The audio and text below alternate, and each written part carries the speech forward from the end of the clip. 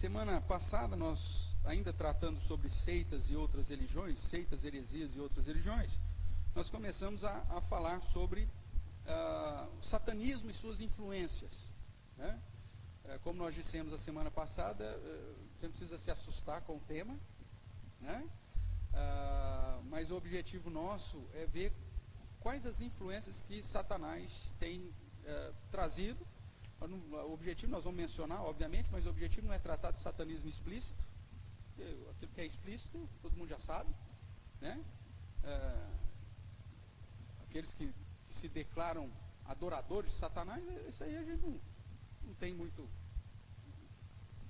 dificuldade. O cara já é explícito, já falou, pronto, acabou. Você sabe que aquilo então serve a Satanás e não serve a Deus. Agora, o problema do satanismo é o satanismo que está obscuro, né? Que age de uma maneira a influenciar a nossa postura, a nossa crença, a nossa cosmovisão, e que inclusive tem influências dentro da igreja cristã. Então esse é o nosso objetivo aqui, tá bom? Eu convido você a abrir a sua Bíblia lá em 1 Timóteo.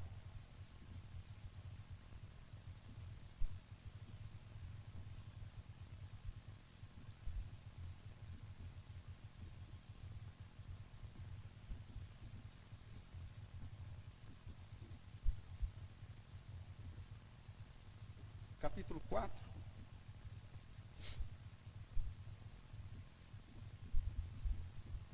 o verso 1, vamos lá até pelo menos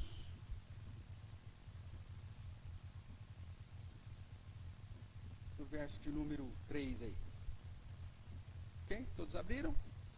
1 Timóteo capítulo 4, do verso 1 até o verso 3, diz assim: Ora, o Espírito afirma expressamente que nos últimos tempos alguns apostatarão da fé. E qual o motivo deles apostatarem da fé? O que diz aí? Por obedecerem a espíritos enganadores e ensinos de demônios, pela hipocrisia dos que falam mentiras e que têm cauterizado a própria consciência, que proíbem o casamento, exigem abstinência de alimentos que Deus criou para serem recebidos com ações de graças pelos fiéis, e por quantos conhecem plenamente o quê? Plenamente a verdade. Nós já estudamos aqui a primeira epístola de Timóteo, né, numa sequência, e você vai ver que ele vai falar dessa questão da consciência como entendimento, como conhecimento, essa postura moral, né? A boa consciência. Ele vai falar no capítulo 1, no verso de número 5, sobre essa ideia da consciência boa. Depois, no capítulo 1 ainda, no verso 19, ele vai dizer mais uma vez, mantendo a fé e a boa consciência, porque alguns tendo rejeitado a boa consciência. Então, essa ideia da consciência aqui como sinônimo de entendimento da verdade. E é por isso que, no capítulo 4, ele vai dizer que alguns, ouvindo ensinos de demônios e de espíritos enganadores, cauterizaram a próprio conhecimento, o próprio entendimento, a própria consciência, e não dão valor à plena verdade. Então, essa é uma das estratégias do satanismo dentro da igreja. É te trazer um ensinamento falso, obviamente, mas pautado em algumas estruturas que cauteriza a tua mente de tal forma que quando te apresenta a verdade, você não aceita. Fala, não é possível, né? Você rejeita. Nós começamos a semana passada, vou pular aqui esses primeiros slides, que é aquelas características da seita, nós já falamos isso várias vezes, e nós começamos aqui uma sequência de versos. E o último texto que nós lemos na semana passada foi esse, apesar de a gente estar trabalhando ainda com Mateus 4. Mas o que eu quero chamar a sua atenção é que o apóstolo Paulo diz que o próprio Espírito Santo de Deus diz que nos últimos tempos, e é o tempo que nós estamos vivendo, muita gente ia abandonar a fé, porque ao invés de buscar o pleno conhecimento da verdade, acabaram sendo conduzidos por espíritos enganadores e ensinos de demônios a cauterizar a própria mente e não estarem mais atentos à verdade do Senhor. O apóstolo João vai dizer a mesma coisa, né? Quando ele chama dos falsos profetas, né? O anticristo, ou quando ele manda você testar os espíritos. Lembra lá na primeira carta de João? Ele diz, olha, você tem que testar os espíritos. Se o espírito não confirma que Cristo veio em carne, esse é o espírito do anticristo. Então, aquele espírito que ele manda testar, não é você fazer entrevista com a pessoa endemoniada, né? Como se vê em algumas igrejas pentecostais e neopentecostais. Por que você entrevista um endemoniado? Porque eu tenho que testar os espíritos. Não, quando você vai para 1 João, testar o espírito é testar o ensinamento do profeta. Ver se aquilo realmente condiz com a verdade ou não. Porque se ele rejeita a encarnação de Cristo, se ele rejeita a obra de Cristo, se ele rejeita a realização de Cristo na cruz e a ressurreição de Cristo, pronto. Então esse espírito não é um espírito da verdade, mas sim da mentira. Tudo bem até aqui, irmãos? Então, a primeira coisa que você tem que estar ciente é que Satanás existe, segundo as Escrituras, e que ele usa os seus aliados, como nós vimos lá em Apocalipse 13, como nós já vimos em Lucas, ele usa os seus aliados para confrontar com a igreja, através de engano, espíritos, como está aí, espíritos enganadores, através de engano e de um ensino demoníaco, um ensino satânico, um ensino contrário à verdade. A estratégia dele vai estar nisso. Vamos voltar lá para Mateus capítulo 4, que é o texto que nós vemos da tentação de Cristo, onde nós temos aqui a estratégia de Satanás. Nós vimos na devocional de hoje a estratégia de Jesus para alcançar as pessoas para ele, não é verdade? Para trazer a salvação. E Satanás tem também uma estratégia para enganar as pessoas e para conduzi-las para longe da verdade, para cauterizar a mente dessas pessoas. E elas acham que estão certas. Elas recebem aquele tipo de ensinamento e elas acreditam naquilo, e quando se apresenta a verdade para ela, ela não aceita, porque está com a mente cauterizada. Então, essa é uma característica dos últimos tempos, segundo Paulo, nós vemos. Mas voltemos aqui, então, para Mateus capítulo 4.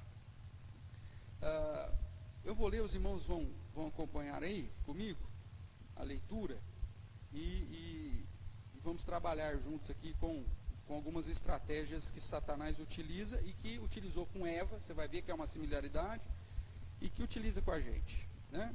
Então, Mateus capítulo 4, do verso 1 a 11, vai dizer assim: a seguir, foi Jesus levado pelo Espírito ao deserto para ser tentado pelo diabo. E depois de jejuar 40 dias e 40 noites, teve o quê? Teve fome.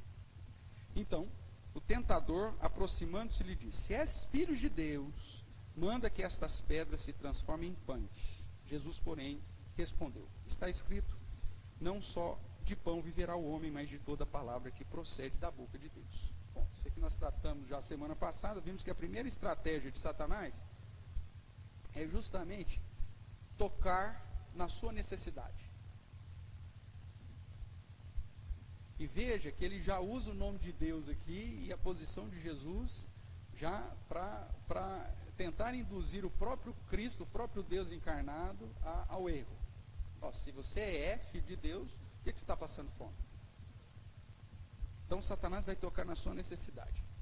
O que acontece nos dias de hoje? Teologia da prosperidade satânica. Por quê? Porque ele usa esse tipo de estratégia.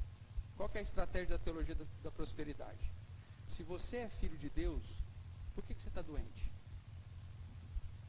Se você é filho de Deus, por que você está passando por dificuldade financeira? Por que você está desempregado?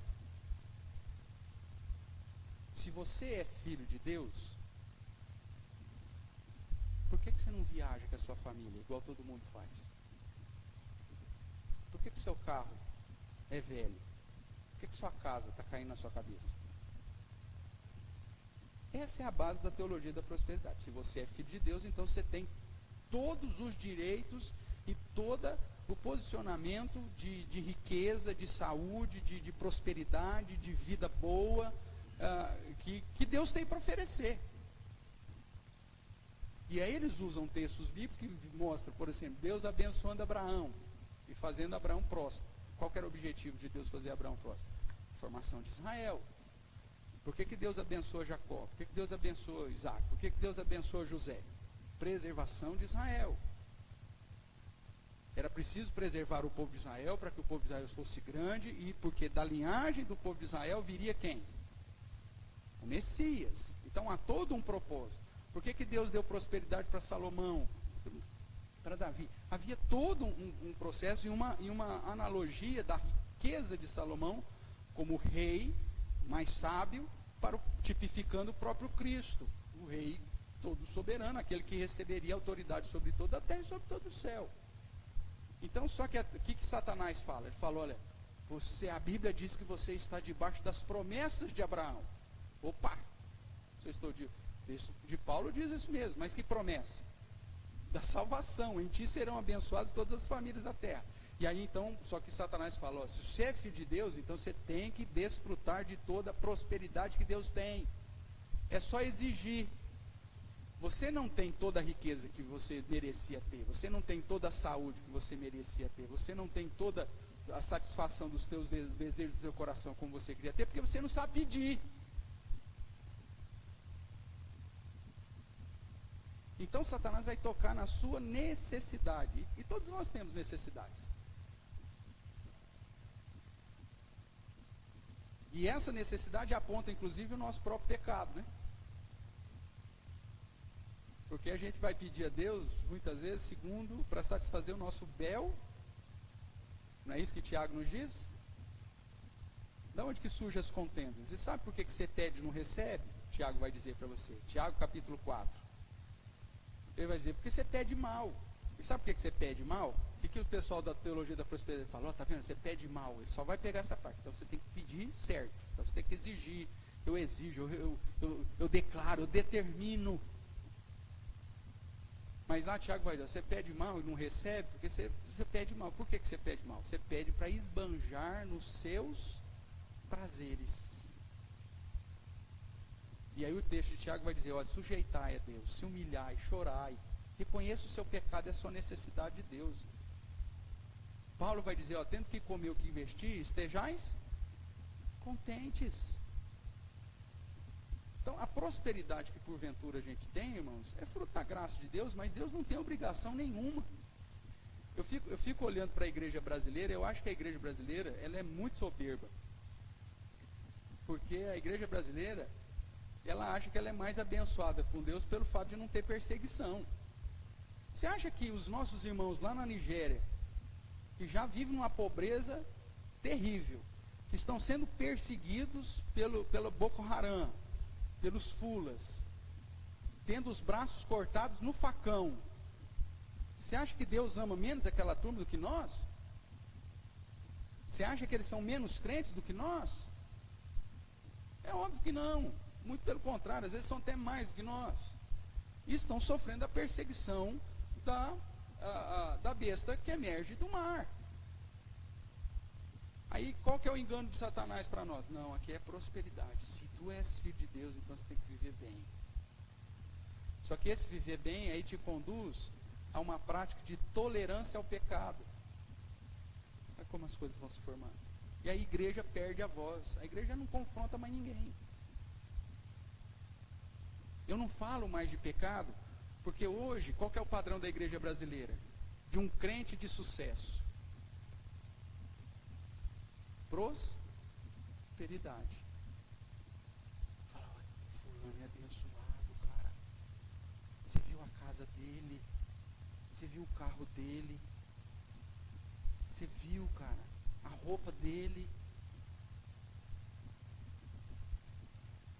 Sinônimo de bênção no Brasil é prosperidade.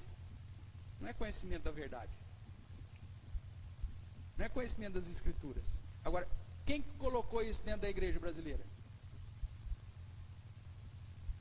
Quem? Deus não foi, você pode ter certeza disso. Foi o próprio pecado, o nosso próprio pecado, influenciado por espíritos enganadores e ensinos de demônios. Então ele vai tocar a sua necessidade. E ele vai falar assim para você, se você é filho de Deus, o que você está passando fome, cara? Se você é filho de Deus, por que você está tendo dificuldade de trabalho? Se você é filho de Deus, por que você está tendo problema em pagar as suas parcelas? Isso não é justo. Você é filho de Deus, Deus te chamou para ser cabeça, não chamou para ser cauda. Essa é a frase da lei preferida, né? Da teologia da prosperidade. Deus não te chamou para ser cauda e sim cabeça. Ué, na onde que está essa verdade? Paulo vai dizer, olha, eu sei viver num momento de abundância e fartura, como também de escassez e falta de tudo. Por isso, tudo posso naquele que me fortalece. Eu posso passar tanto uma situação adversa quanto uma situação de bonança. Mas Satanás, ele vai com engano, com mentira, cauterizando a cabeça das pessoas para que elas não mais entendam a respeito da verdade. Tanto que você fala assim, o que acontece na vida dessas pessoas? Nós tivemos um estudo de caso semana passada, você vai se lembrar, não, né, até para ensinamento nosso. O nosso irmão, o cara está com um peso, uma culpa, porque o pai não foi curado e a culpa foi dele que não teve fé. Olha só. Então Satanás, ele acaba te aprisionando numa inverdade e te colocando numa situação que cauteriza a sua mente, de tal forma que você fica escravo, inclusive, da fé. É possível se tornar escravo da fé? É. Com o engano de Satanás é possível. Olha que situação, irmãos. Ele vai tocar na sua necessidade. Mas Jesus diz, não só de pão viverá o homem, mas de toda a palavra que procede da boca de Deus. Você vê que a estratégia de Jesus para vencer as tentações de Satanás, que usa, inclusive textos bíblicos, é usar a palavra da maneira correta para confrontar o erro do ensino. Satanás está errando aqui, cara. Não importa que eu estou passando fome. A prova do amor de Deus para conosco não está no fato da prosperidade, está no fato daquilo que Cristo fez por nós na cruz. É isso que Paulo vai dizer em Romanos capítulo 5, verso 8. Porque Deus prova o seu amor para conosco, tendo Cristo morrido por nós quando ainda éramos pecadores. Essa é a prova do amor de Deus. A geração de Malaquias fala assim, em que o Senhor tem nos abençoado? Em que o Senhor tem nos amado? Nós estamos numa pindaíba só, está tudo dando errado, não tem chuva, não tem plantação, não tem colheita, não tem prosperidade. No que o Senhor nos ama? É o que Deus responde para aquela geração? Aí, não era Jacó, irmão de Esaú? Eu, porém, amei a Jacó. Aí você fala assim, mas que resposta louca é essa, cara? Os caras estão perguntando em que o Senhor tem amado. Ele fala assim, não é Jacó, irmão de Esaú? O que tem a ver um negócio com a outra? O que Deus está falando para aquele povo é o seguinte, eu escolhi, a eleição, a salvação é a maior prova de amor. Vocês podiam ser dos descendentes de Edom, você podia ser descendente de Esaú, e aí, estavam preteridos, porque eu amei a Jacó e me aborreci de Esaú. Então a maior prova do amor não é a prosperidade do povo de Israel, mas sim o fato de Deus ter alcançado eles através da eleição e através da obra que o Messias faria. Então, primeiro estratégia dele é cutucar a sua necessidade. Com a seguinte expressão, se você é filho de Deus, você não podia estar passando por isso. Meu amigo, nós estamos sujeitos a todas as situações. O cristão, ele pode passar por todas as situações de lutas e adversidades, e isso não tem nada a ver com a falta de amor de Deus. O que Romanos 8 vai dizer? Quem nos separará do amor de Cristo? Lembra do texto? Nada. Nem tribulação, nem fome, nem angústia, nem morte, nem espada, nada. Ninguém e nada pode nos separar do amor de Deus que está em Cristo Jesus, porque nele nós somos mais que vencedores. Esse é o foco. Se der tudo errado na nossa vida, Deus ainda continua nos amando e Ele continua sendo digno de todo louvor, de toda adoração. Você pega o Salmo 95 que diz que nos convida a tributar, a adorar, a servir ao Senhor, não por aquilo que Deus faz, mas por aquilo que Deus é. Deus é o grande, Deus é supremo, Deus é o juiz. Ou seja, o foco do nosso convívio com Deus, do nosso serviço a Deus, não está naquilo que Deus faz ou deixa de fazer na questão material, mas naquilo que Deus fez no contexto espiritual, pagando pelos nossos pecados através da obra de Cristo e nos resgatando segundo a sua graça e a sua misericórdia. Mesmo que dê tudo errado daqui para frente, mesmo que a mesma perseguição que está assolando os nossos irmãos na África, no Oriente Médio, talvez chegue aqui, Deus vai continuar sendo digno de todo louvor e adoração. Não tem nada a ver com o amor de Deus para conosco, porque estamos sujeitos a todas as situações. Então não caia nesse engano do diabo. Veja, tratei aqui que a teologia da prosperidade é uma doutrina de espíritos enganadores, porque ela pega um tema bíblico e distorce. Se você é filho de Deus, você não pode ter problema, você não pode ter doença, você não pode ter crise, você não pode ter dificuldade financeira. Exija de Deus, determine, bata o pé com Deus, insista. A Luísa não está aí hoje, né? Insista com Deus. A Luísa ontem comentando com a gente, falou assim: eu recebi uma mensagem, se eu não recebi determinada coisa, é porque eu não insisti com Deus. Como se fosse uma criança rebelde, uma criança mal criada. Pai, eu quero, pai, eu quero, pai, vai. Deus, tá bom, vai. Como se Deus ficasse com os negócios cheios e aí te liberasse, porque não aguenta mais a sua birra. Peraí, nós estamos falando de quem? Estamos falando do Deus Todo-Poderoso, soberano, meu amigo, que vai tolerar a sua birra? É só insistir. Você fica ali, ó, martelando com Deus, que chega uma hora, Deus enche, e aí ele te libera. Igual uma criança mal criada faz com o filho, o filho faz com o pai. É assim? É óbvio que não. Todas as parábolas, inclusive, que fala da insistência da viúva pobre, junto com o juiz iníquo, é um ensinamento contrário. Falou, ó, com o juiz iníquo funciona assim, mas com Deus não. Porque se você for interpretar a parábola de um modo literal, você vai dizer que o juiz iníquo é quem? Lembra da parábola ou não? A viúva, que tinha uma causa, chega para um juiz iníquo e fica ali, julga minha causa, insistentemente, julga minha causa. O juiz iníquo se cansa e aí julga. O ensinamento é, com Deus não precisa disso.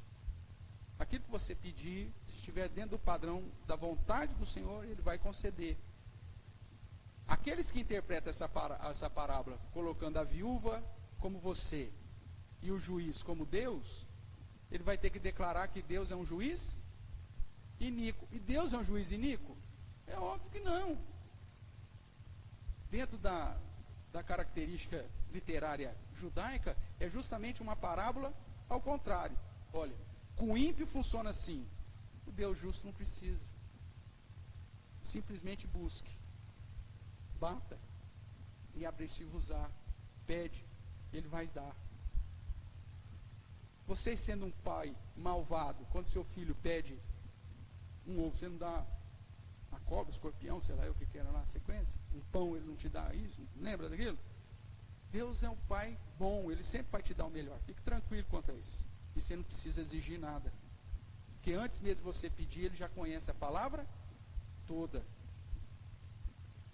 Você não vai ser afligido sem propósito, todas as coisas têm um porquê. E se Deus permite você passar por uma situação adversa, Ele tem um motivo, e um motivo para a tua bênção. Você pode ter certeza disso. Para o teu livramento. Então, esse é o ensinamento bíblico. O ensinamento enganoso de Satanás é, se você é filho de Deus, por que você está passando fome? Cuidado. Voltemos aqui. Sequência diz, então, o diabo levou a cidade santa e colocou sobre o pináculo do templo, e lhe disse, se és filho de Deus, atira-te abaixo, porque está escrito, aos seus anjos ordenará a teu respeito que te guardem, e eles te susterão nas suas mãos, para não tropeçares em alguma pedra. Respondeu-lhe Jesus, também está escrito, Não tentarás o Senhor teu Deus. A segunda estratégia de Satanás, irmãos, é usar textos bíblicos fora do contexto. Satanás é o principal professor dos erros de hermenêutica.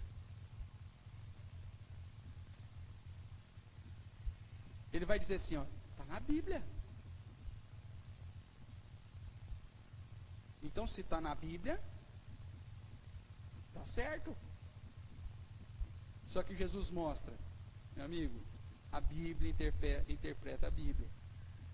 Você não pode usar textos fora de contexto. Que texto que Satanás está usando aqui para Jesus? Você se lembra?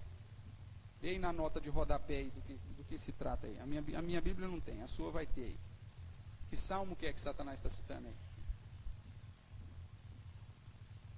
Você já aprendeu a usar a nota de rodapé aí da sua Bíblia? Então veja lá, você está aqui no verso de número 4, você está no verso de número 6, aí você procura lá na nota de rodapé, capítulo 4, verso 6, ele vai te dar uma sequência de textos aí relacionados a esse versículo. Qual que é o texto que ele dá aí para você? Salmo 91. Salmo 91, que fala da proteção do Senhor. Que fala, aquele que está no esconderijo do Altíssimo, nenhum mal te sucederá, praga nenhuma chegará à tua tenda, e por aí vai. Primeiro, gênero literário do livro dos Salmos, o que é? É um livro profético? Não, é um cântico.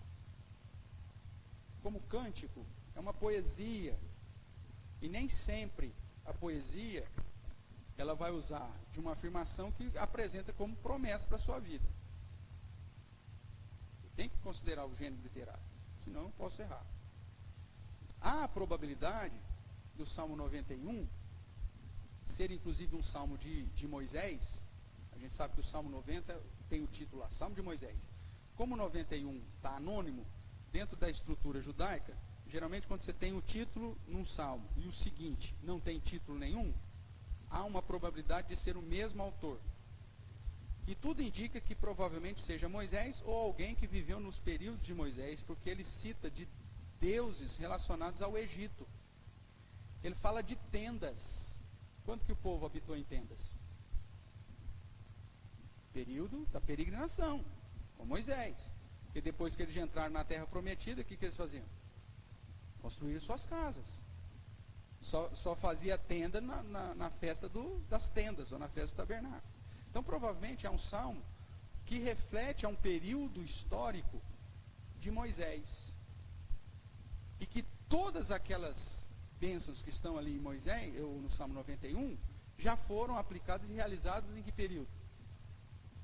No período de Moisés. Ele está cantando aqui que eles viveram. Deus venceu todos os espíritos ou deuses do Egito. Deus preservou. A tenda dele não vê encantamento, porque estava lá com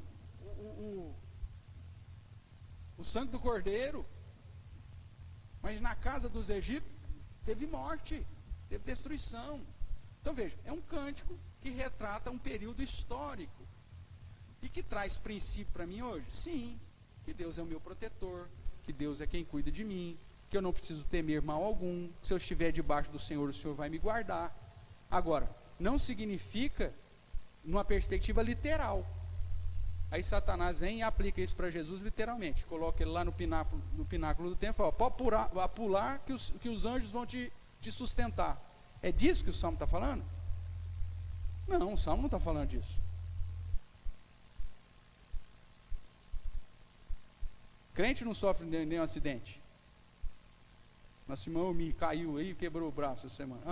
Os anjos o anjo dormiu, porque o Salmo 91 diz que ninguém vai machucar, ninguém vai cair. Não é isso que está falando o Salmo. Só que Satanás pega e dá essa interpretação. Não é assim que acontece? Então, a segunda estratégia dele é usar a Bíblia, mas com interpretação errada.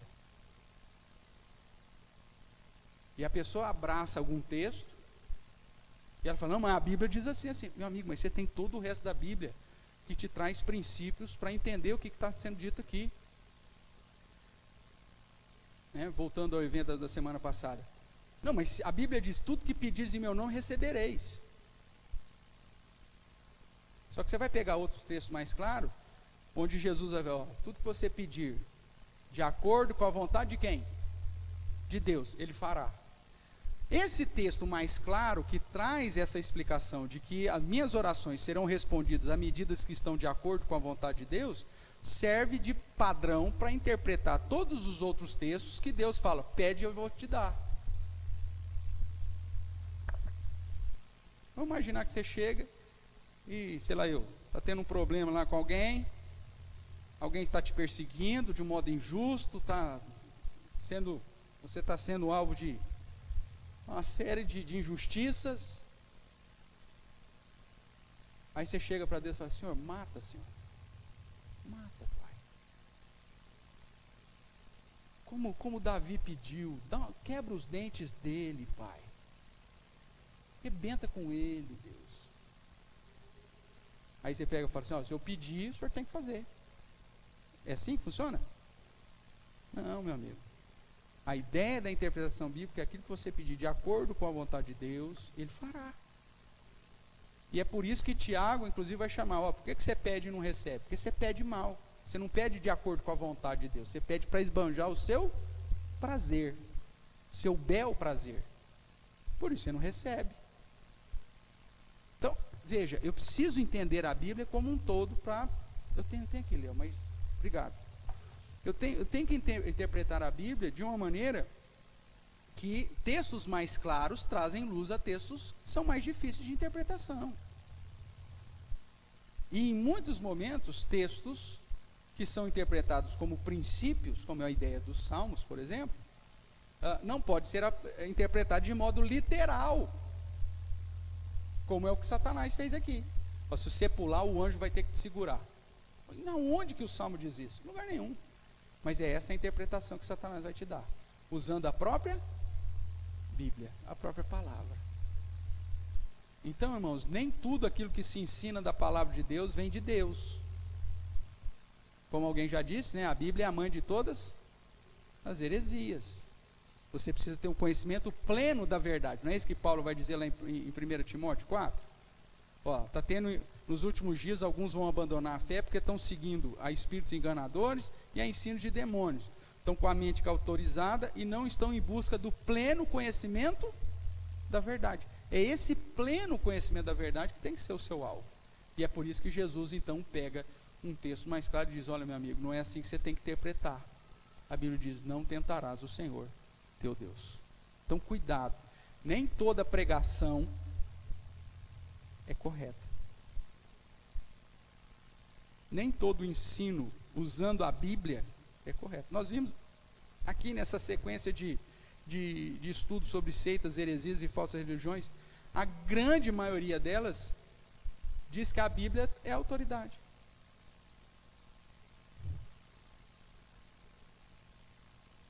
Vai para os mormons.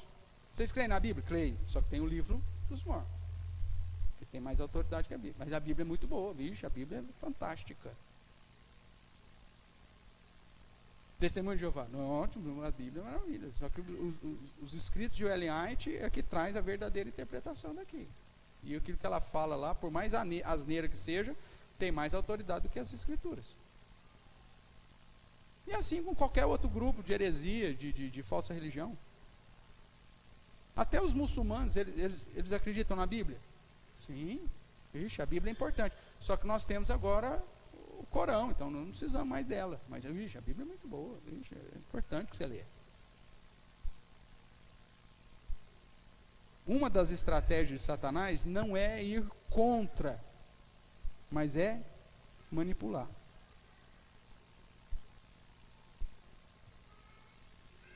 Porque se ele vai contra um ensinamento bíblico clássico, você já vai ficar atento, aí você fala assim, opa, tem coisa errada aqui.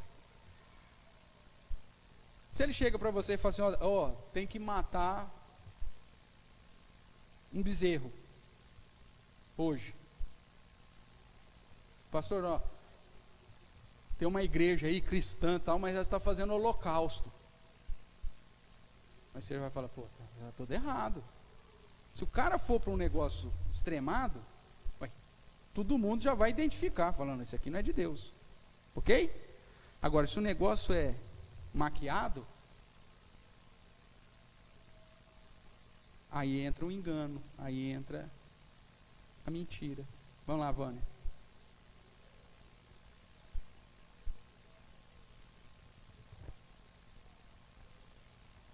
Sim.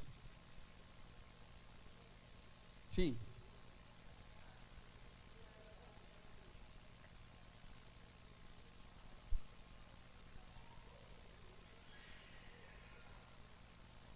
Entendi. Tá. Estudando a Bíblia todo domingo.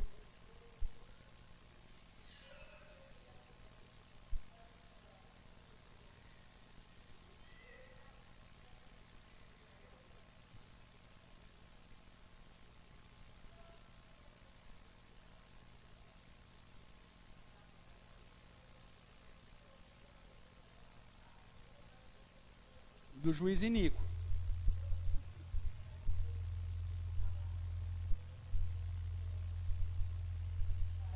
Uhum.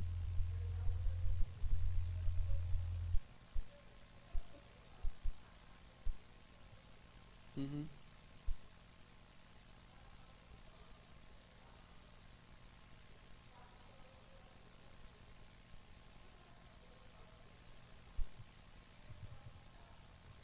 Iníquo.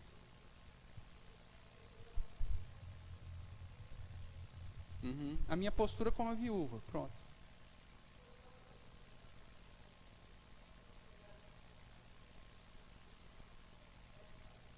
Deus preparou tudo e tal.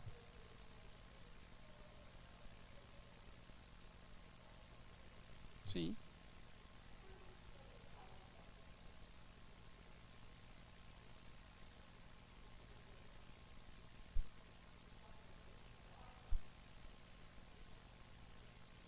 Eu considerando Deus como se fosse um juiz iníquo.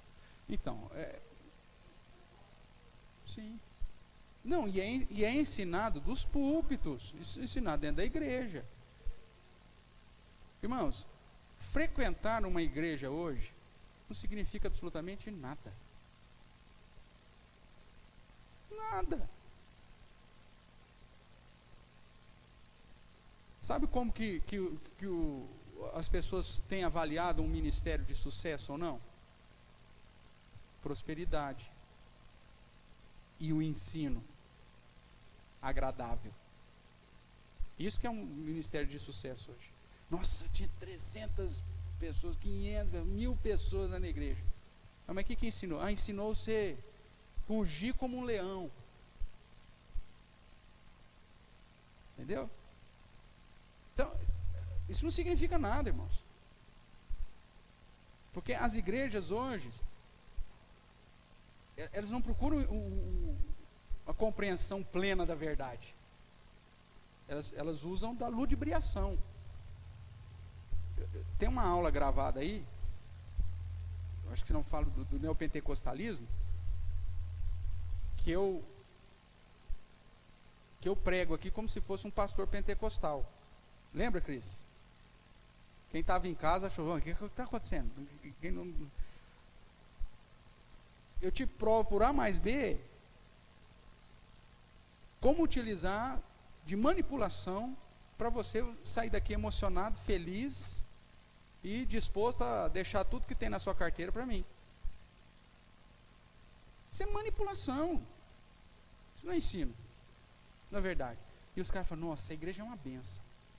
Quando eu trago uma mensagem que nós chamamos de a mensagem alegórica, que é aquela mensagem que eu não confronto, mas é que eu jogo no ar, uma historinha bonita, gostosa, e aí deixo a interpretação com você. Quem é o seu juiz iníquo? Quem que é a sua viúva? Ou quem que é o seu Golias? Meu amigo, existe um ensinamento. O Aber compartilhou inclusive um vídeo uma vez no grupo da liderança, só sobre o texto lá de Golias, né? Como que as igrejas pregam hoje Davi e Golias? Davi é você, Golias é o seu problema. É isso que o texto está dizendo? É óbvio que não. Davi tipifica Cristo. Ou é você que vai defender o nome do Senhor? Não, meu amigo. Quando você pega textos, principalmente do Antigo Testamento, né? Esses pastores gostam muito do Antigo Testamento, porque te dá a possibilidade de fazer alegorias. Onde caiu o teu machado? Aonde você pendurou a sua arca? Qual é a muralha de Jericó da sua vida? Ai, pastor, é minha sogra. Então, o cântico, tal, que ela vai cair.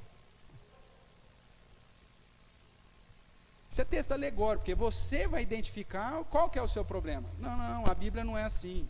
A Bíblia tem um porquê daquilo e ela tem um ensinamento a respeito daquilo. E é essa verdade que você precisa procurar em cada texto. Satanás vai usar de modo a deturpar isso. Vamos lá, Edmeia. Vi.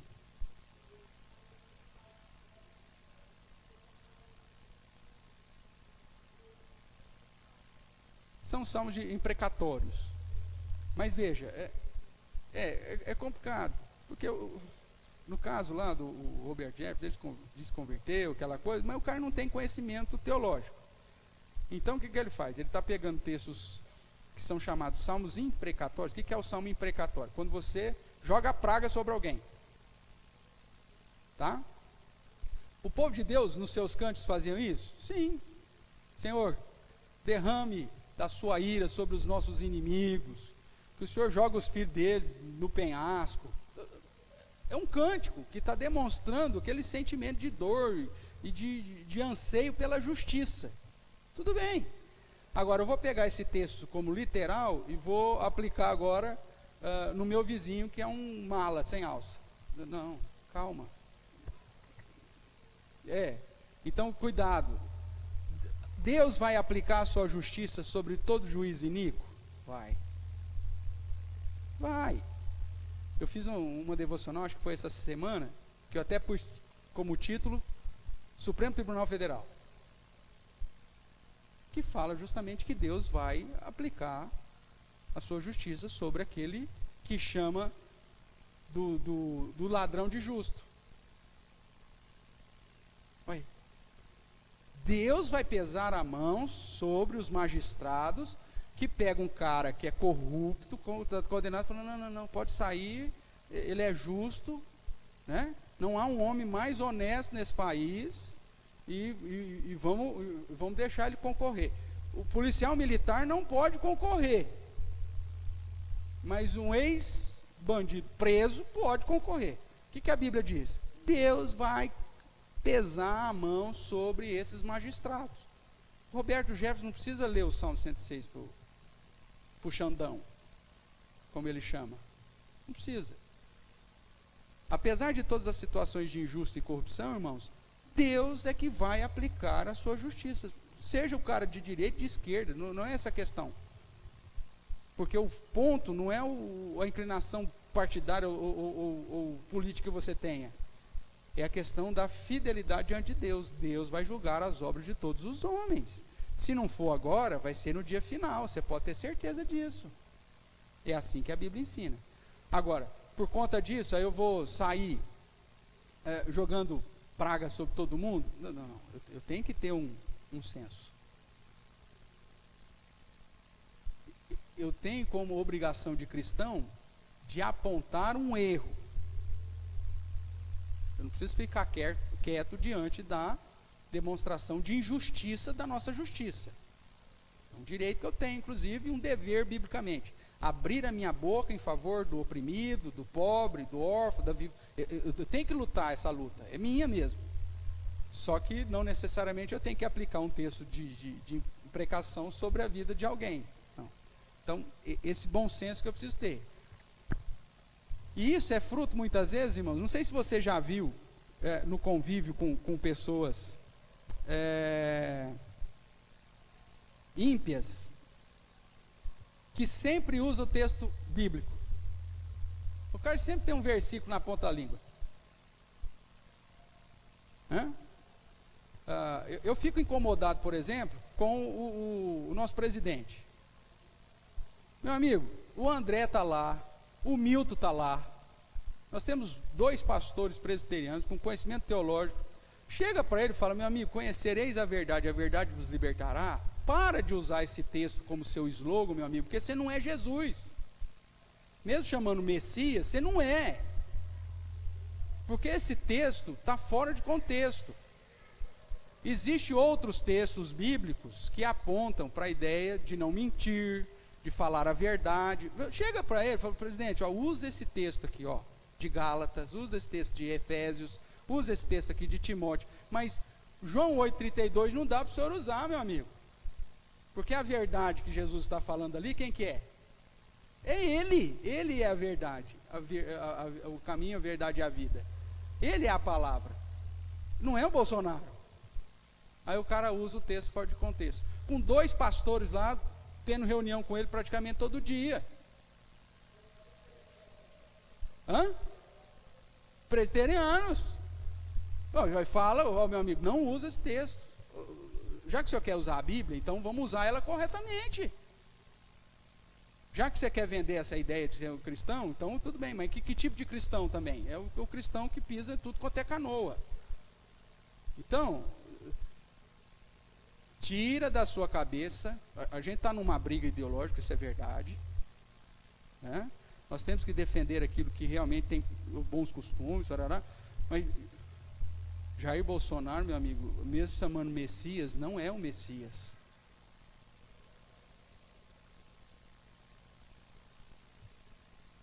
Nós vamos defender o posicionamento, não o indivíduo. Porque até agora ele não deu provas, por exemplo, de uma verdadeira conversão. Ou deu? Não, ele tem princípios cristãos. Ele é fruto de um cristianismo brasileiro. Tudo bem. Melhor do que o cara que é ateu. Ótimo. Mas que usa texto da Bíblia fora de contexto. Para se colocar como o dono da verdade. Ele não é. Então cuidado. Às vezes você fica defendendo o cara cegamente, você está fazendo... A Bíblia nos ensina a ser críticos, irmãos. Para a gente não seguir cegamente nenhuma situação. Nenhuma heresia e nenhuma ideologia. Tudo bem? Então, no caso lá, a utilização desse texto, fora de contexto também do Roberto Jefferson, né, para o Xandão, ele não precisava fazer isso. Porque a Bíblia já diz: olha, Deus vai pesar a mão. Ele poderia ler textos que falam a respeito dessa ideia de que que a vingança pertence ao Senhor. E que Deus que vai aplicar isso. Pronto, acabou. Mas voltemos aqui para a estratégia ainda de Satanás. Vamos ver para a última aí. Mateus capítulo 4, agora verso 7. Ou melhor, verso 8. Levou ainda o diabo a um monte muito alto e mostrou-lhe todos os reinos do mundo e a glória deles. E lhe disse: tudo isso te darei, se prostrado me adorares. Então Jesus lhe ordenou: retira-te, Satanás, porque está escrito: ao Senhor teu Deus adorarás e só a Ele darás culto. Veja, Jesus confronta a tentação de Satanás com as Escrituras. As 3 respostas de Jesus está pautada nas Escrituras. Satanás leva Jesus agora diante de um alto monte, mostra as nações e a sua glória e diz: eu vou te dar tudo isso, se prostrado me adorares. Veja, Jesus não diz para Satanás: você não é seu, cara. Jesus desmente Satanás? Não. Por quê? Porque naquele momento a autoridade das nações estava sobre quem? Sobre Satanás. Ele ainda estava com o poder de enganar as nações. Irmãos, quem que construiu essa ideia da polis, das cidades? Quem que construiu isso? Foi os descendentes de Adão ou os descendentes de Caim? Quando você vai lá para Gênesis, você vai pegar a descendência de Caim, a descendência de Adão, os eleitos e os preteridos até então. Você vai pegar a descendência de Adão, você vai ver que esses caras viveram uma vida puramente de adoração a Deus. chegando na 7ª geração de Adão, que aponta para a comunhão plena com Deus, Enoque, que é inclusive elevado aos céus. E aí você vai para a geração de Caim, o que esses caras fizeram? Construíram cidades, exércitos, e toda a questão do sistema, vamos dizer assim, geopolítico, começa com a descendência caída de Caim. Deus, quando cria o seu povo, era o seu povo. Toda essa divisão étnica e geopolítica é fruto de uma ação, inclusive, de Satanás, dividindo os homens. Por isso que um dos aliados de Satanás é justamente a besta que emerge do mar, que é todo o poder, o poderio das nações, dos exércitos, da economia, dos sistemas. Então, naquele momento, Satanás oferece para Cristo aquilo que era poder dele mesmo. E Satanás ainda tem um certo poderio. Ele não pode mais enganar as nações. Nós sabemos isso baseado em Apocalipse. Jesus entrou na casa e prendeu o valente. Quando você vai para Apocalipse, diz que Satanás está preso para não mais enganar as nações. Agora, e o restante? O restante ele faz. João ainda vai dizer que o mundo jaz no maligno. Então, todo o sistema político, todo o sistema filosófico, ideológico, todo o sistema de prazer, de promiscuidade, de busca pelo prazer, de hedonismo, tudo isso ainda está debaixo da ação de quem? Satanás. Por isso que você tem os 3 aliados dele: a questão geopolítica, econômica, bélica, a questão filosófica, religiosa, ideológica, e a questão do hedonismo, da busca do prazer, da promiscuidade, da satisfação dos desejos do homem. O anticristo, o falso profeta e a prostituta são simbolizados nesse sistema. Então tudo isso está ainda sobre o poder de quem? Satanás. E ele ainda continua oferecendo isso para nós. E a ideia é a mesma: todas as coisas te darei se prostrado me adorares. Satanás ainda usa essa estratégia de te oferecer coisas terrenas, satisfação terrena, busca de glória terrena, desde que você despreze a Deus e comece a adorá-lo. Quer ver exemplo? Quais são as 3 coisas que movem o mundo hoje? Fama. Todo mundo quer ser conhecido.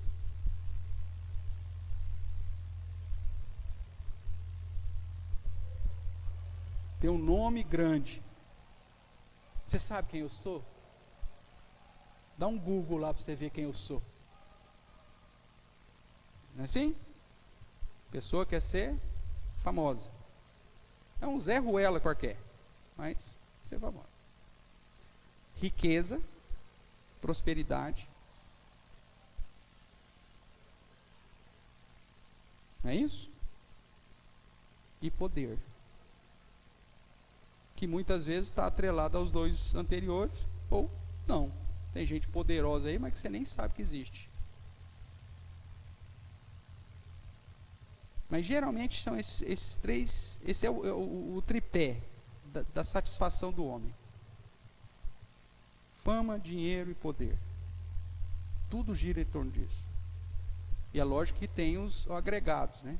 Se você tem poder, aí você tem a satisfação sexual. Você tem dinheiro, você vai esbanjar em ostentação em todos os sentidos. Se você tem fama, aí tem os agregados. Mas o foco é isso aí. Se você olha para a Bíblia, o que Deus prometeu para Abraão? Quando Deus fez uma aliança com Abraão? Fama, dinheiro e poder. As mesmas coisas.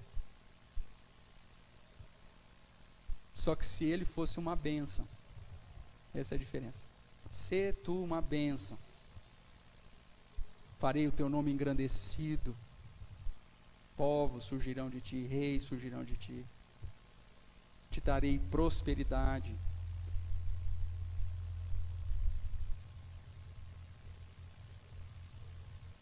Do teu nome sairão reis, ou seja, nações, poderio. Deus promete isso. Sintetizando, fama, dinheiro e poder. Só que para ele, se ele fosse, bênção. O que Satanás faz? Deturpa.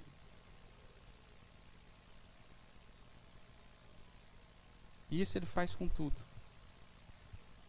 Uma das áreas que tem mais acontecido isso na história da igreja é a parte musical. Não sei se você observou isso. O cara tem um dom fantástico na área da música. Só que infelizmente, se ele for músico dentro da igreja, ainda mais dentro da cultura brasileira, né? O que vai acontecer? Esse cara vai passar fome, vai ficar... Pastor, eu, como músico cristão, eu toco em casamento. Na nossa cultura, nem funeral tem música. Como que eu vou? Quantos casamentos nós fizemos esse ano aqui com músico? Nenhum. Pô, se o cara estivesse vivendo disso, estava perdido. Aí o que o cara faz? Tem que sair para fora. Aí o que o diabo oferece para ele? Fama, dinheiro, poder. É sempre as mesmas coisas.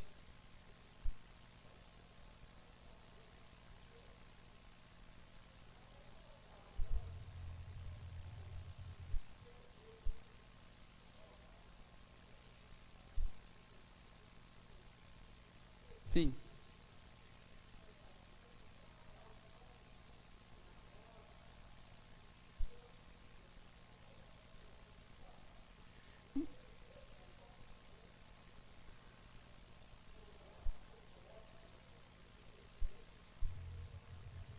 Uhum.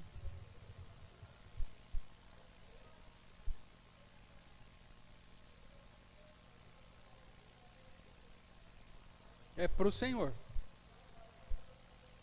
Sim.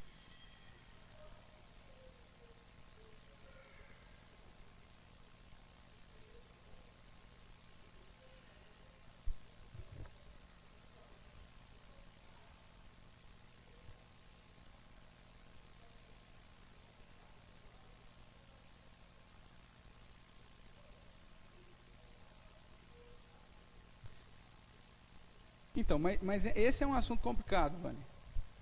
Porque o seu exemplo já serve para nos ilustrar a dificuldade desse negócio. Nós não vemos um professor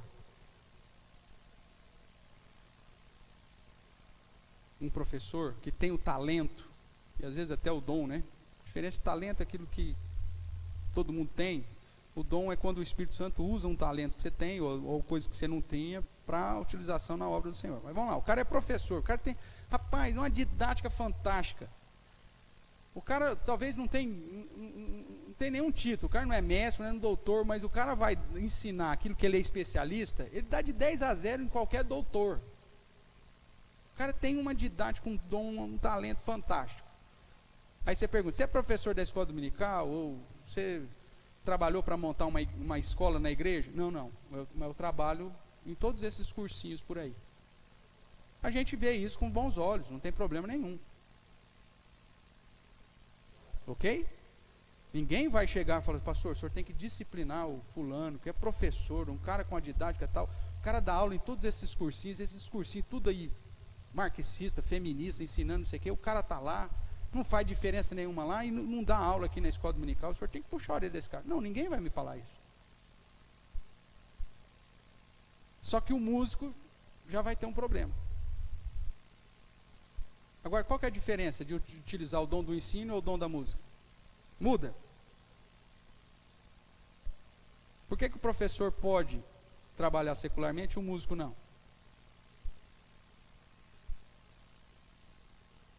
Mas o professor, quando ele está ensinando na escola dominical, ele não está fazendo para mim e para o senhor? Tá. Agora, a questão é, qual que é o foco da igreja reformada? Tudo o que você for fazer, tem que ser para a glória de Deus. Aí vamos pensar no músico, que é esse ponto sensível aqui. O cara tem problema dele gravar um CD? Não. Dele cobrar para fazer um show?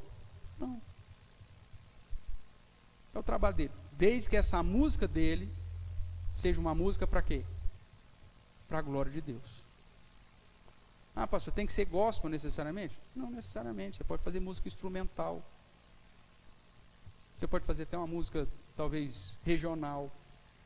Mas que exalte a Deus. Você não vai estar envolvido em nenhuma das outras práticas que vão conduzir as pessoas a posturas contrárias à palavra de Deus. Então, isso vai limitar muito, inclusive, o meu estilo musical. Nós tivemos um tempo atrás um grupo chamado Pragode. Lembra disso? Que era um grupo evangélico de pagode. Meu amigo, pagode. Só que o estilo musical conduz as pessoas a fazer o quê? A orar. Elas ouvem aquele negócio, dá uma introspecção, a gente pensa em Deus, fecha os olhos. É assim? Não. Você escuta um pagode, você começa o quê? Você está até lavando louça lá, né? Não é assim, né? É o estilo musical. Aí há um ponto que a gente vai ter que, se for tratar desse assunto mais seriamente, ter que discutir. Existem estilos musicais que cabem um cristão tocar e outros não. Seja pagode ou seja para qualquer outra coisa, não cabe, não bate. Tudo bem? Então, isso nós podemos discutir, sem problema nenhum. E eu devo fazer, o foco nosso é, eu sou sapateiro, eu sou pedreiro, eu sou professor, eu sou músico, eu sou, seja lá, advogado, médico, seja lá o que for, é para fazer para a glória de Deus. Isso, obviamente, vai me limitar. Vamos pegar um outro exemplo aqui sensível. Advocacia. Dá para um advogado cristão atuar em todas as áreas? Sim ou não? Não dá, cara. Tem algumas áreas que não dá. Mesmo que, é reservado o direito de todo mundo ter defesa. Ok? Mas existe algumas causas, e não são áreas, às vezes são causas. Que o cara quer lá procurar brecha. O cara vai te procurar como profissional para você dar um jeitinho. Então, não importa se é a área criminal, se é de aposentadoria, se é advocacia, não importa. Dependendo, tem causa que não dá para um advogado cristão pegar. E ele vai ter que ter esse limite. Ele vai ter que saber lidar com isso. Então, aqui que é o grande diferencial do secular para o sacro. Na visão protestante, não existe mais essa divisão do secular e sacro. Você é um policial, então você vai fazer isso para a glória de Deus. Lembra que os policiais chegaram para João Batista? E perguntaram, e quanto a nós? Nós somos policial, o que João Batista fala? Não, cara, pede baixa, porque esse negócio não dá para glorificar Deus. É isso que João Batista fala para eles? Não. João Batista referenda e diz o seguinte, tem 3 coisinhas que você tem que fazer. Seja justo, não vai prender ninguém injustamente e nem com falsas provas, essa é a ideia. Seja feliz com o teu soldo, ou seja, não vai aceitar suborno, corrupção, eu ganho pouco, então eu tenho que pegar por fora. E uma terceira coisa lá que eu agora não vou lembrar, mas é a ideia de fidelidade. Veja, João Batista, profeta de Deus, chega para os militares da época e fala, meu amigo, glorifica a Deus no seu trabalho, fazendo de modo justo, fiel e contente, ou seja, sem busca de corrupção. Isso é um padrão universal. Só que aí o que acontece? Quando você pega o músico, que é a parte mais sensível aqui, ele vai para o mundo tocar, e ele não tem esse filtro do ritmo. Existem ritmos que você está induzindo a pessoa que está ouvindo a práticas promíscuas. A dança sensual, a própria sensualidade, a encher a cara e tudo mais. Isso caberia a um músico cristão? Não, não caberia. Como não caberia, por exemplo, um professor cristão que chega numa determinado colégio, que segue um sistema educacional, que na aula lá diz que o criacionismo é loucura. E aí você, como professor, se é do sistema, você tem que dar essa aula. O evolucionismo é o que está certo e o criacionismo é loucura. Você vai ensinar isso para as crianças. Alguém já questionou algum professor cristão quanto a essa postura? Não. Só que é tão errado quanto um músico que sai e toca uma como que é que eu falei aqui? Um estilo musical que não glorifica a Deus. Então, tudo na vida você tem que colocar o seu padrão. E vai ter momentos que o ministério ou a postura de fama na visão bíblica vai ser a mesma que Deus falou para Abraão, no fato de você ser bênção. Deus pode, inclusive, tem muitos músicos cristãos que têm uma vida abastada e foram fiéis, sem problema nenhum. Se Deus quer te dar fama, Deus dar dinheiro, não tem problema dele, é Deus que vai tratar contigo. Agora a sua postura é ser fiel. E é isso que Jesus aqui está respondendo para Satanás. Existe sempre um caminho mais fácil para a fama, para o dinheiro, para a riqueza e para o poder? Sim, Satanás sempre vai te dar o caminho mais fácil. Mas Jesus diz, respondendo a Satanás, ao Senhor teu Deus adorarás, só a Ele darás culto. Tudo o que você for fazer tem que ser como expressão do seu louvor, da adoração ao Senhor. Agora, como o ensino do satanismo dentro da igreja, o que ele diz para os nossos músicos? Não tem problema, você toca no domingo na igreja, sexta-feira no prostíbulo, no sábado, você vai no bonde. Dá para fazer isso? Não. Você vai ter que fazer escolhas. E a sua escolha tem que ser adorar somente a Deus. Seja como professor, como músico, como bancário. A gente sempre fala dos bancários, né? Nunca ninguém chegou para mim e falou, pastor, o senhor tem que disciplinar o nosso irmão lá que é bancário. O senhor tem que entrar com uma denúncia lá contra o Juliano lá. O gerente do banco está vendendo dinheiro a juros lá. Nós sabemos que, biblicamente falando, essa questão de emprestar dinheiro a juros abusivos, inclusive como é o sistema bancário nosso, é algo proibido.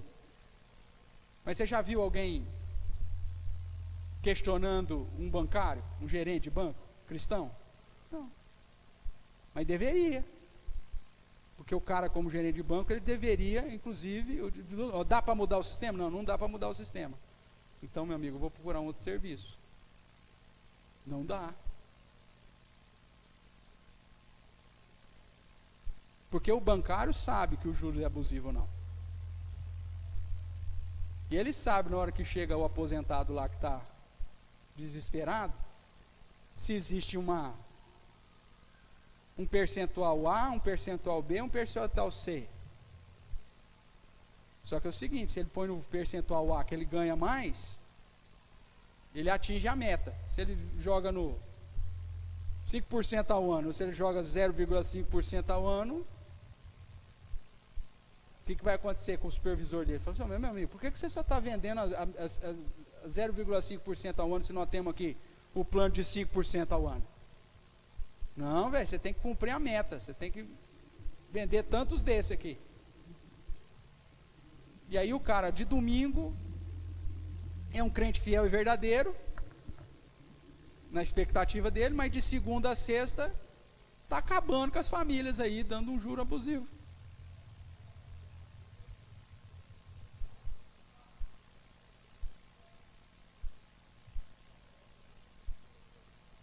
Sim, esse é o problema.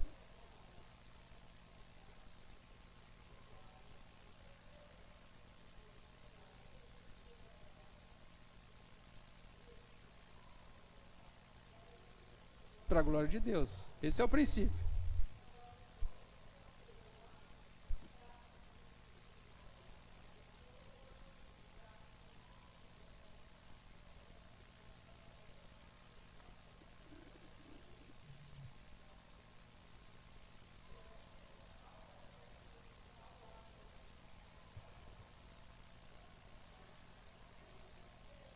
Sim, mas esse você identificou. Qual que é o problema do cristianismo brasileiro hoje, ou do cristianismo hoje? É que é um cristianismo de religiosidade.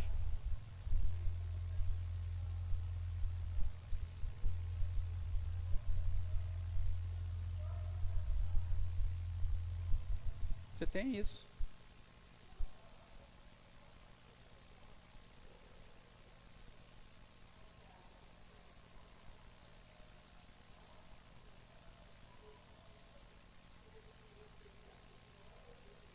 Uhum.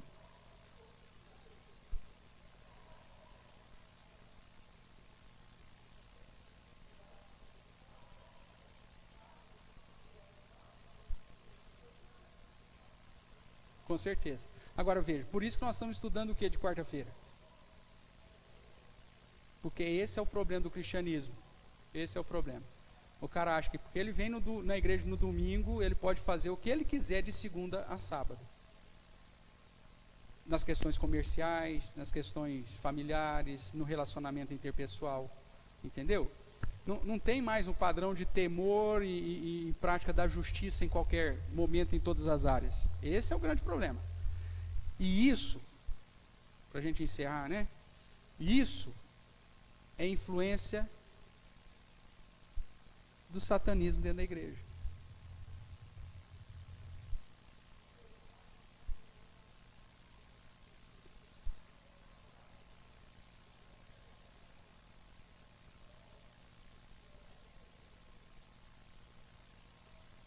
Uhum. Uhum.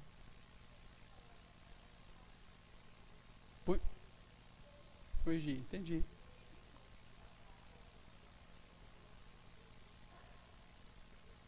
Sim.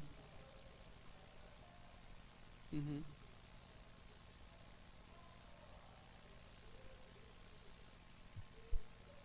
A igreja ficou muito tempo sem o verdadeiro ensino.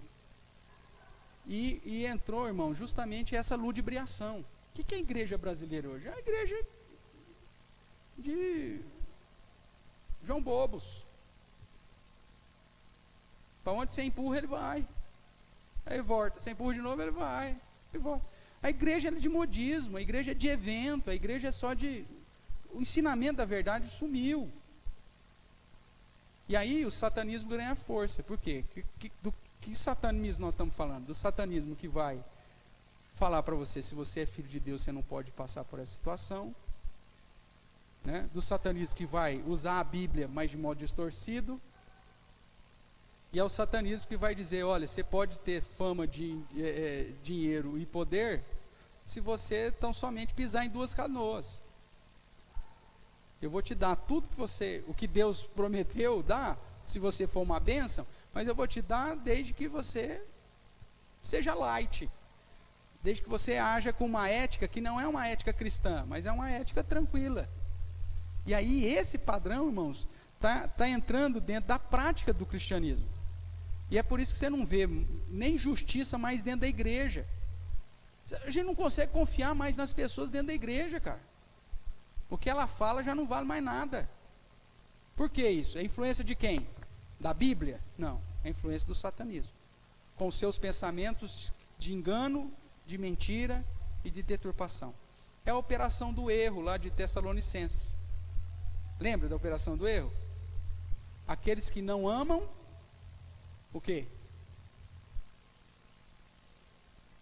Nós lemos semana passada, gente. É outro problema da igreja brasileira, memória. Abra lá, 2 Tessalonicenses.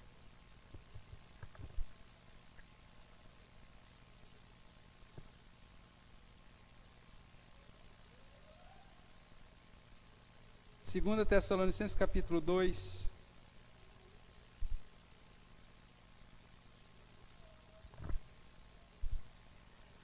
Vou ler o verso 9. Vamos ler todos juntos. Ora, o aparecimento do iníquo. Você abriu aí? Então vamos juntos. Ora, o aparecimento do iníquo é segundo a eficácia de Satanás, com todo o poder e sinais e prodígios da mentira, com todo o engano de injustiça aos que perecem, porque não acolheram o amor do quê?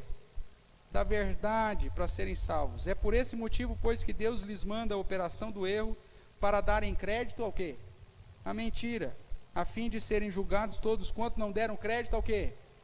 A verdade, antes pelo contrário, deleitaram-se com a injustiça. Essa é a estratégia de Satanás, como nós vimos em Mateus. Ele vai tocar na sua necessidade, usar uma interpretação errada da Bíblia e vai te apresentar um caminho mais fácil para os benefícios terrenos, onde você não vai precisar glorificar a Deus. Não, você pode ser um músico de sucesso lá fora, você pode ser um advogado de sucesso lá, é só você dar um jeitinho lá para defender o narcotráfico, vai dar tudo certo, você vai ficar muito rico. Então, você tem sempre caminhos mais fáceis. Mas quando você perde esse padrão de Deus, a Bíblia diz que isso faz parte de uma operação chamada operação do erro, onde Deus deixou o homem seguir o seu próprio coração, e ele vai dar mais crédito à mentira e à injustiça do que à verdade. Conhecimento pleno da verdade.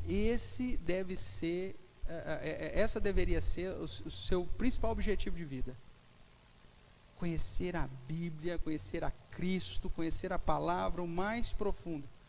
Porque é justamente por falta de conhecimento das Escrituras que nós padecemos. E é justamente por falta de conhecimento da palavra que Satanás traz a sua influência para dentro da igreja. Com teologias erradas, com interpretações erradas e com práticas erradas. Que é o foco que nós trabalhamos hoje. Infelizmente, irmãos, a influência do satanismo está muito mais perto do que a gente imagina. E às vezes nós temos abraçado essa influência no nosso dia a dia. A Bíblia diz sobre a marca da besta. Nós temos lá o estudo lá em Apocalipse, se você quiser só procurar lá, você vai achar. O que é a marca da besta? A marca que seria colocada no quê? Na mão direita ou na fronte, na testa. Ok? Quando você vai fazer toda a Bíblia, interpretando a Bíblia, você pega desde lá do começo, na lei, o que Deus manda o povo de Deus, que temia Deus, fazer? Colocar a palavra dele na onde? Na mão direita e entre os olhos. Lembra? O judeu entendeu que isso era literal, então ele fez lá uma fitinha lá, ele enrola essa fitinha no braço com a descrição da lei, e fez lá o filactério, lá, aquela caixinha com a parte da lei e tal, e amarra na testa, fica andando com aquele troço na cabeça aqui, com a faixa na mão. É isso que Deus estava falando? Não. O que Deus estava falando é o seguinte: mão, em especial mão direita, é sinônimo de ações, atitudes, procedimento. Fronte é sinônimo de pensamento. Tudo bem? Então, quando ele diz para você inculcar nos seus filhos e colocar na tua mão direita e entre os olhos, o que ele está falando é o seguinte: que a minha palavra, o meu princípio esteja nas tuas ações e no seu pensamento. Paulo vai dizer isso também de modo claro, que nós devemos buscar conhecimento de Cristo para que as nossas ações e os nossos pensamentos estão de acordo. Que lá em Apocalipse usa o símbolo, o mesmo símbolo, mão direita e fronte.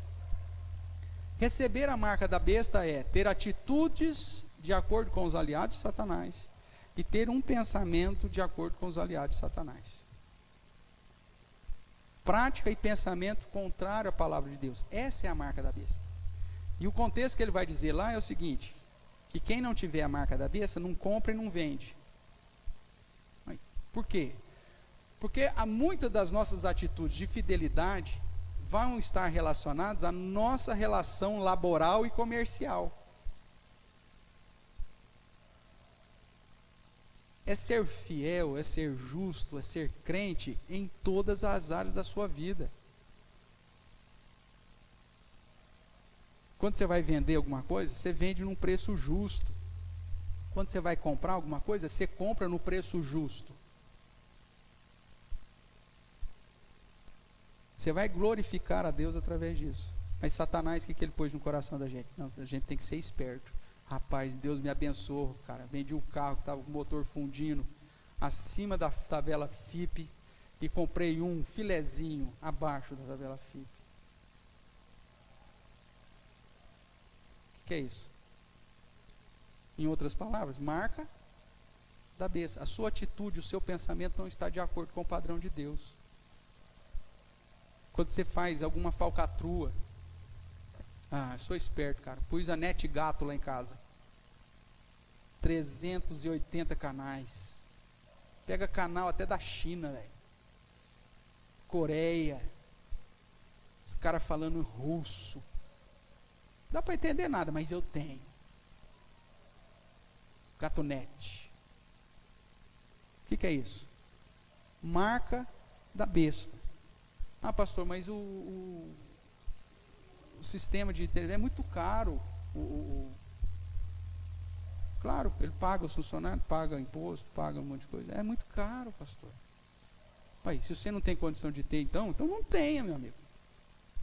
Vai ser essencial para a sua vida esse negócio? Não vai. Você vai morrer porque você não tem televisão de assinatura em casa? Não vai. Então é melhor você ser fiel. Mas pastor, todo mundo faz. Na igreja eu conheço um monte de gente que faz. Pode me falar que eu vou puxar a orelha. Porque não, isso é prática cristã, irmãos.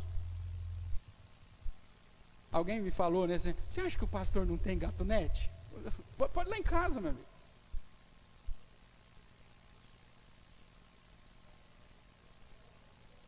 Só o pastor não pode ter.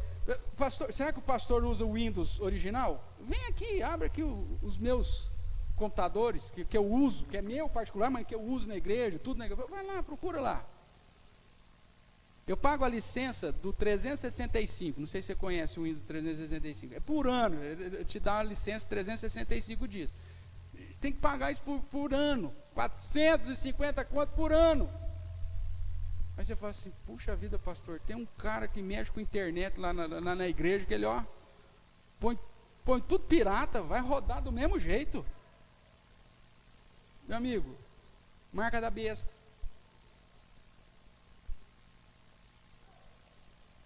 É na sua prática de vida e no seu pensamento que as coisas vão mudar. Por isso que a gente está estudando ética de quarta-feira e não tem a mesma frequência de quando estudava Apocalipse, né? Porque quando estuda Apocalipse é um negócio, mas quando vai estudar ética cristã, que aí você vai começar a apontar os erros na prática de vida dos outros, e ninguém vem na igreja na quarta-feira. Não, esse negócio, pelo amor de Deus, o pastor está falando, puxando muita orelha.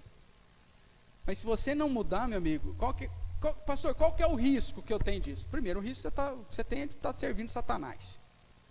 E o segundo e o pior risco é de, naquele dia, chegar diante do Senhor, ele diz, apartai-vos de mim, os que praticais a iniquidade, eu nunca vos conheci.